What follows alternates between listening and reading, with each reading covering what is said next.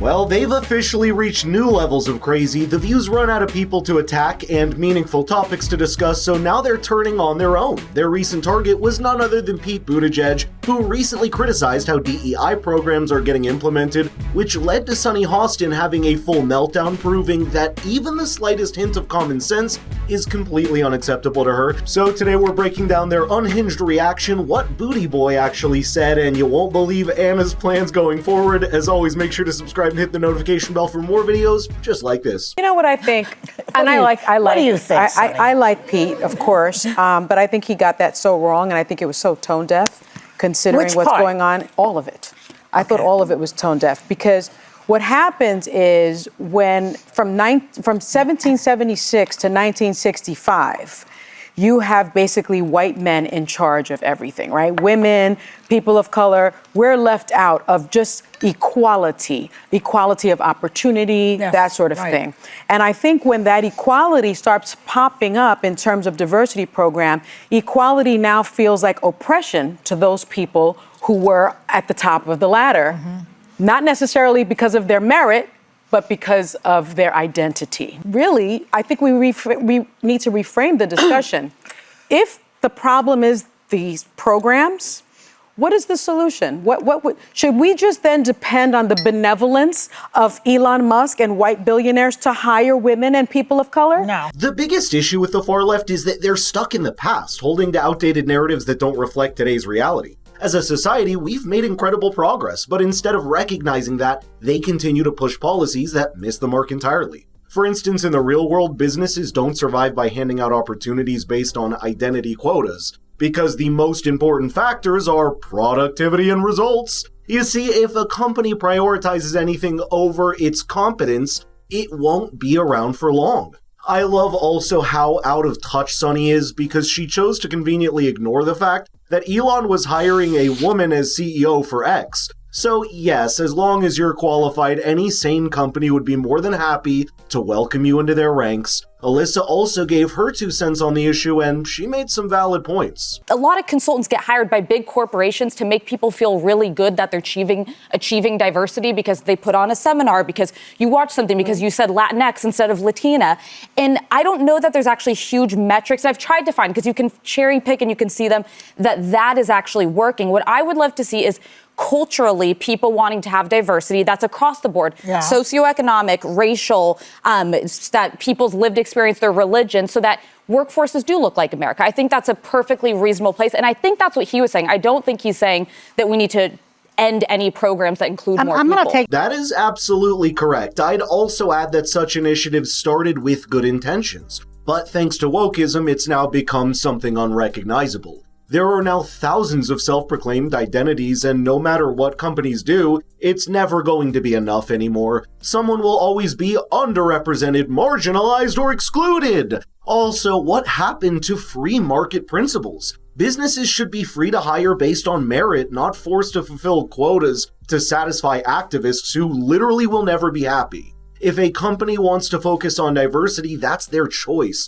But making it a requirement is where the problem begins, as it no longer becomes about creating a fair system, it becomes social engineering. The most shocking take came from Sarah Haynes, and what she said perfectly burst Sunny's bubble. What he's referring to is they're losing sight of the spirit of what DEI was by doing this in this fashion. And while people are reacting, because of the times we live in, it's so politically charged, so many people are so frustrated that people are pushing back on DEI that they're not taking a minute to pause that maybe DEI itself needed improvements in its actual application.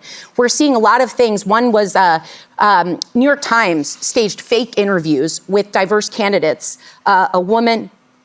Wells Fargo, the New York Times reported it, just to be clear. A woman or a person of color, after the position had been filled, to check off their boxes of minority inclusion. That's not helping anyone. So a lot of the problem is that... But that implies that the woman wasn't qualified for the job. There was no job. That is hilarious. The Wells Fargo story is true, by the way, and in one case, it was alleged that the person overseeing the interview process, quote, selected 3 candidates with the necessary banking and government institutional experience, but also selected a candidate who had no direct banking experience to comply with the requirement because she could not find enough qualified, diverse candidates. Think about that for a second. Instead of hiring based on competence, they had to throw in an unqualified candidate just to meet a quota. Drop a like if you think that's not progress. It's what insanity looks like. Another similar instance alleged took place in the NFL, and multiple teams, in addition to the league itself, facing a lawsuit because of it.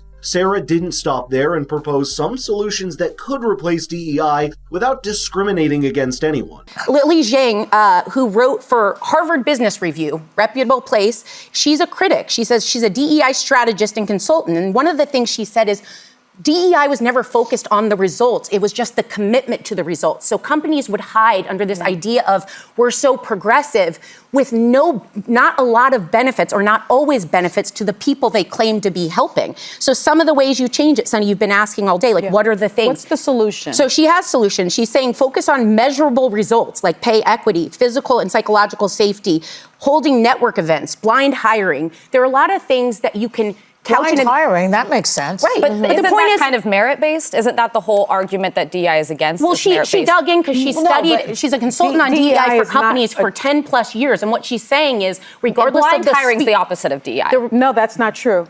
Where was Sarah before the elections? It's almost like the producers sat her down and told her to play the voice of reason so the show wouldn't come across as a bunch of people that are mindlessly repeating the same talking points. Maybe they realized they needed at least one person to occasionally challenge the narrative just to make the show seem balanced. Since Sunny rejected the idea that blind hiring was not the complete opposite of DEI, let's listen to her definition of it. DEI programs make sure that the most qualified candidates, traditionally excluded from opportunity, are given the chance to compete.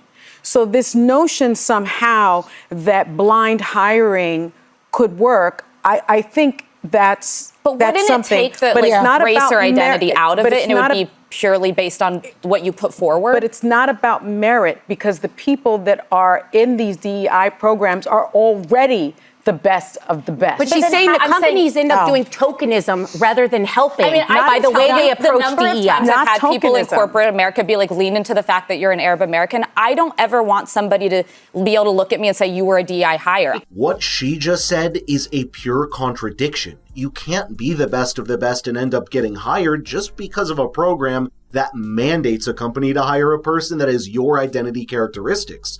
Those two things just don't go together, no matter how much mental gymnastics you want to try. And let's be honest, if you're genuinely at the top of your game, you're already on the radar of industry leaders. Hiring managers are constantly reaching out, your LinkedIn is flooded with messages, and companies are competing for your talent. So please give us a break, Sunny, and think before you speak next time. And to wrap things up, we have Anna issuing serious threats to American companies, and she might be the reason why the stock market was shaky the other day. Within the next 6 months, within the next year, if there are less people of color or more or the same in the C-suites and the corporate offices. There will be less. But I'll tell you what, there's a lot of diverse people like you and me who have power with our pockets. That's true. And so if Target gets rid of DEI, they're getting rid of me. That's true. Target HQ's already bracing for impact. I'm just kidding, they don't care. There are hundreds of companies that reverse their DEI programs, and the list will only keep on growing, so if Anna's going to stay true to her word, she'd be living a very difficult life, but I'd love to know your thoughts here, so let's get the conversation rolling in the comments down below,